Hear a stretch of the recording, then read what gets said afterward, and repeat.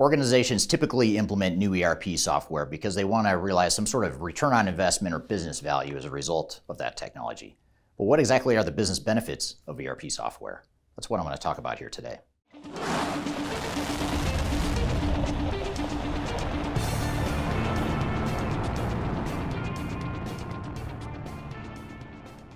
My name is Eric Kimberling. I'm the CEO of Third Stage Consulting. We're an independent consulting firm that helps clients throughout the world reach their third stage of digital transformation success. And as we're helping clients through their digital transformation, one of the most common technologies that they deploy as part of that transformation is ERP software. And there are dozens, if not hundreds, of ERP systems out there in the marketplace, which I won't dive into detail of the differences between those systems or what some of the options are. But instead, what I want to do is talk about some of the key business benefits of why organizations implement ERP software. And if they implement ERP software effectively, what is the business value that they typically achieve? Now, for more information about potential business benefits and business value that you can get out of your ERP implementation, I encourage you to download our Digital Transformation Report, which is an annual report we publish each year, provides a whole host of best practices, tips, and lessons learned from ERP implementations, as well as provides some backdrop and understanding of what the potential business benefits are and where most organizations realize business value from their implementations. So I encourage you to download that white paper via the links below.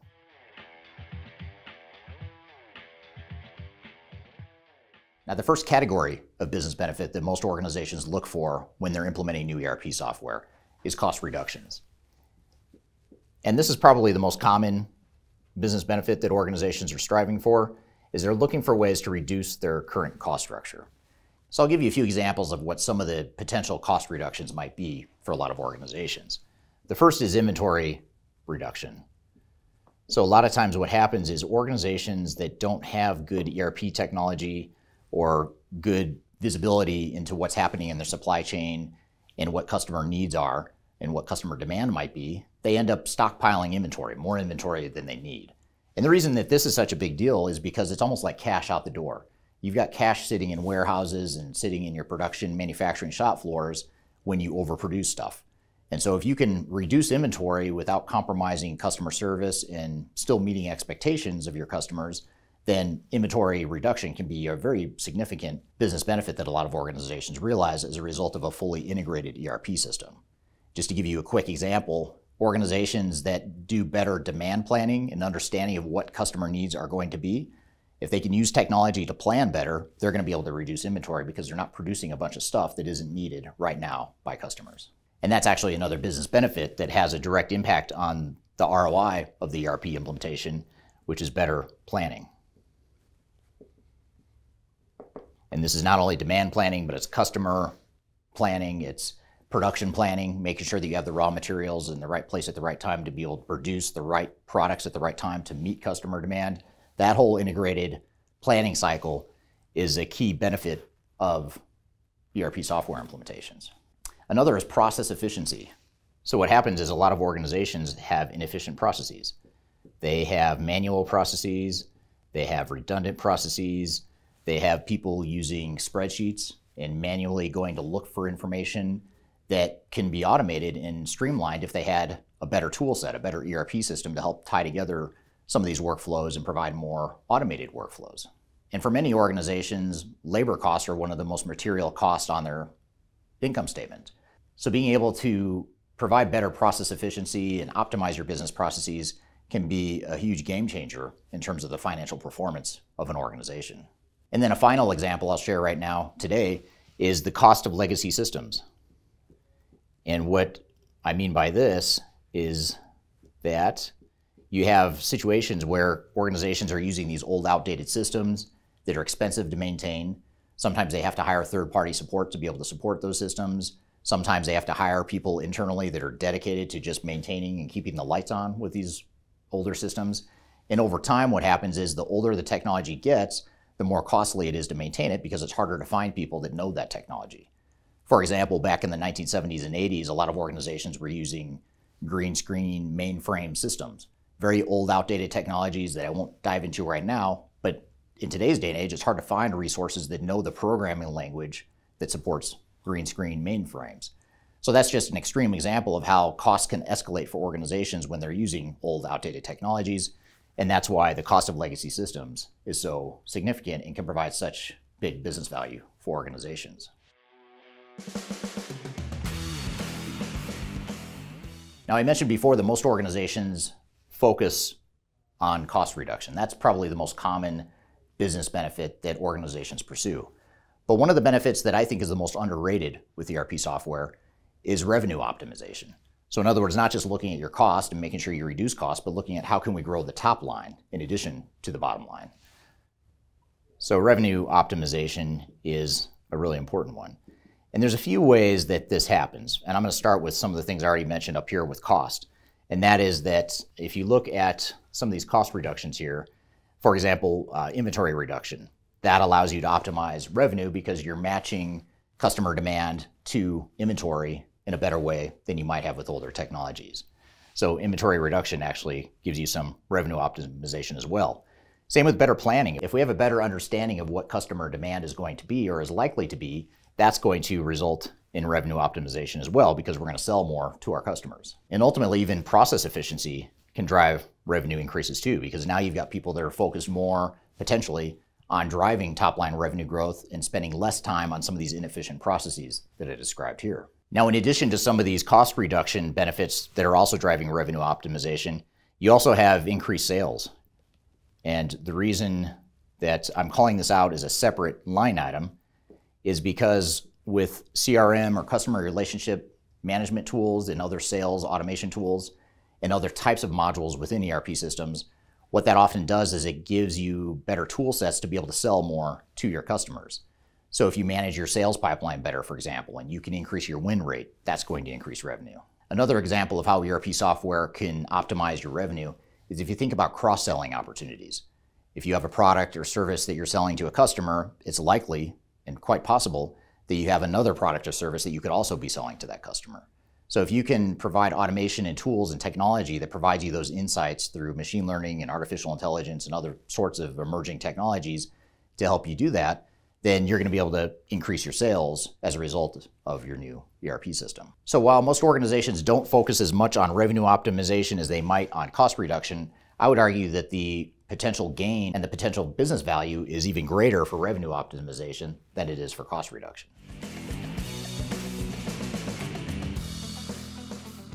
Now, so far we've focused pretty exclusively on really tangible, measurable business benefits in terms of cost reduction, revenue optimization. But there's also another category called strategic or intangible benefits. And what these are benefits that are harder to quantify. And so we'll just call these strategic benefits here. They're important benefits. They're things that are important to our business and our business model and what we're trying to accomplish, but they are difficult to measure. And as I'm going to talk about here in a moment, I would argue that you should try to quantify as many of these as you can, even if it's difficult. So let me give you an example. One would be to increase customer satisfaction or the customer experience, however you want to view that. I'll call it increasing customer sat for now. But a lot of times organizations will use ERP software to be able to provide better visibility into order status and to provide better visibility into what inventory is available and in stock. That just provides a more positive customer experience. Now, while a lot of organizations view this as a strategic intangible benefit that can't be measured, we always argue to our clients or suggest to our clients that they should focus on trying to quantify these. So for example, increased customer satisfaction typically will result in more revenue optimization. So if we can increase customer satisfaction from, say, 90% to 95%, just as an example, what could that do or what is that likely to do to our overall revenue? It's one thing to just do this for customer satisfaction sake and just to be good in the marketplace. We also, more importantly, want to make sure we're doing this in a way that optimizes revenue. Another example would be to increase the employee experience. So if we provide better tools to our employees, then they should be able to do their jobs better, they should be happier, and there should be less attrition or turnover with our employees. So again, here, if we're increasing employee satisfaction, what is the tangible value that comes out of that? And I would argue that it's probably going to reduce your cost because you're going to spend less time having to rehire people and deal with turnover and retrain people. And the overall morale issues that come from an inefficient workforce can be costly to an organization. So if we can reduce the cost associated with low employee satisfaction by improving it, then we should do our best to try and quantify what that potential cost reduction might be. So these are just a couple examples. Your organization might have other needs or other things that they're trying to accomplish. For example, one more example I'll just give you before I move on. One would be standard processes. And that's a really common one we hear from our client organization. And this is great. This is a really high value one that you should absolutely try to quantify. Too many organizations think that this is just a strategic business benefit. We can't really quantify it, but we know we want to implement ERP software to help us do this. Again, if we do this well, then that's going to drive other business benefits here that we should start to quantify. So the message here is if you have executive team members that are telling you that these should be the strategic benefits for your ERP implementation, you should also do your best to try and quantify those and build that into your business case. Now, the other business benefit that's worth noting here is actually almost the inverse of a business benefit, and that is negative business benefits. In other words, there are some implementation costs that are associated with implementations or some opportunity costs associated with implementations. So I'll describe what I mean here. So negative business benefits would be things like lost productivity. For a certain period of time, no matter how well we manage our implementation, we're going to have a certain loss in productivity with our employees. They're just going to be less efficient on day one of a new system than they were with the old system, simply because they're not comfortable with or used to the new system. So we can certainly do all we can to minimize this, and we absolutely should. We should make sure we manage the implementation well, make sure that we do change management and training and communications really, really well to minimize this lost productivity. But we do have to quantify this as a potential cost. And that's really the way that you may want to look at this too. They're not only just negative business benefits that undermine or take away from some of these benefits to give you a net business benefit, but it's also oftentimes viewed as a cost of implementation. So we have our software costs, our direct implementation costs, and other things related to the transformation. But then you've got these secondary indirect costs that are related to the implementation, things like lost productivity. And then you have other costs or negative business benefits too, related to the investment in new technology, and that would be things like your subscription costs of software. Now, you might be thinking, well, why is that a negative business benefit? This is the investment we're making to get these business benefits over here. And that is absolutely true. But the real point I'm trying to make here is that there's usually a net difference between the new cost structure of a subscription cloud-based software model versus the old on-premise model that you might have had in the past. So assuming you're moving from on-premise to cloud types of solutions, you're going to have a totally different cost structure. And what you typically find is that over time, usually 5 to 7 years out, over time, subscription costs or SaaS or cloud types of solutions are going to be more expensive than on-premise. Yes, you get all this business value and all these business benefits over here, but to really understand your real ROI and your real cost-benefit analysis, you need to understand what this cost difference is, and that's a negative business benefit that a lot of organizations don't recognize, and a lot of software vendors will tell you is not true, but is absolutely true. So you need to make sure you quantify these costs as well. And then another potential negative benefit would be if you implement a new emerging technology or a new type of technology that requires you to increase your staff to support the system.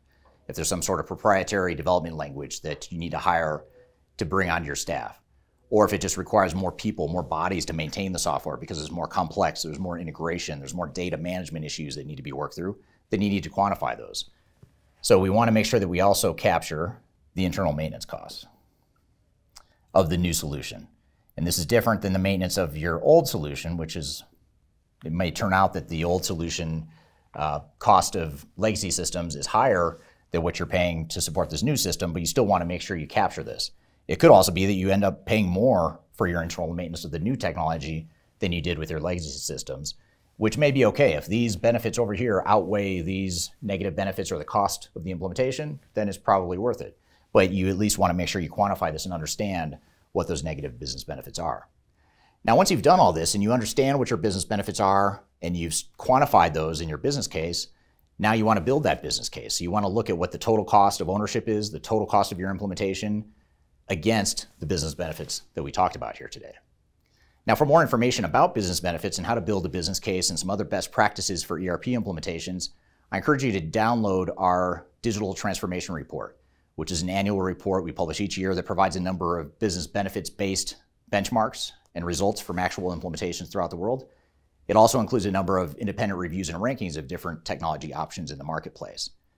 I've also included links to another white paper below called Lessons from 1,000 ERP Implementations. That also provides some additional insights into what these potential benefits might be to your organization. So I encourage you to download that along with other resources I've included links to in the description field below. So I hope you found this information useful and hope you have a great day.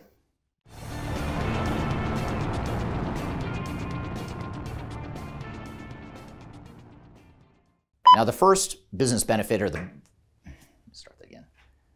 And for a lot of organizations, labor costs are one of the highest cost buckets, cost categories. And there's something else I was going to say that was really important, and now I forgot. ERP implementations ranges from, wow, dead end sentence. Got nothing. And what these are